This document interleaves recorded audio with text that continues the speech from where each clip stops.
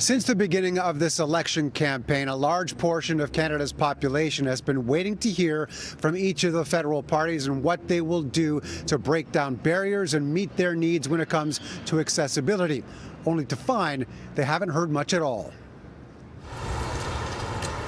Kate Chung is admittedly a little slower than most getting from A to B, which is why she's listening closely for promises related to accessibility during this election campaign. People with disabilities pay taxes too, but they can't get into any of the housing that's being built now. It's one of many concerns that has repeatedly been brought forward by advocates waiting for the federal parties to act and make specific commitments.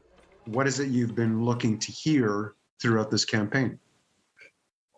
There are over 6 million people with disabilities, most of whom are voters. A letter was sent by the AODA Alliance to each of the party leaders requesting a number of things, including abiding by new rules set out by the Accessible Canada Act passed after the last election. Our tax dollars can and are used to create new barriers with the federal government asleep at the switch. And we think that's an irresponsible use of the public's money. I use a white cane like an extension of my finger. David Lepofsky spends his time pointing out accessibility problems, like this video from a few years ago highlighting issues with new subway stations. Laws just don't implement themselves. You need a government that's going to do it. As it happens, voting is actually an issue for Lepofsky as well, because he can't mark a ballot without help.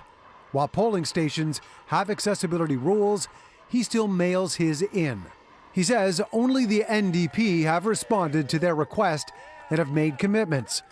The other major parties have yet to say anything. It feels like politicians and builders and everyone expects that people with disabilities are still hidden in the back bedroom on the farm. Now, I'm outside Daniel's Spectrum in Regent Park right now. This building is relatively new, does meet all accessibility standards. It's also going to be a polling station this Monday.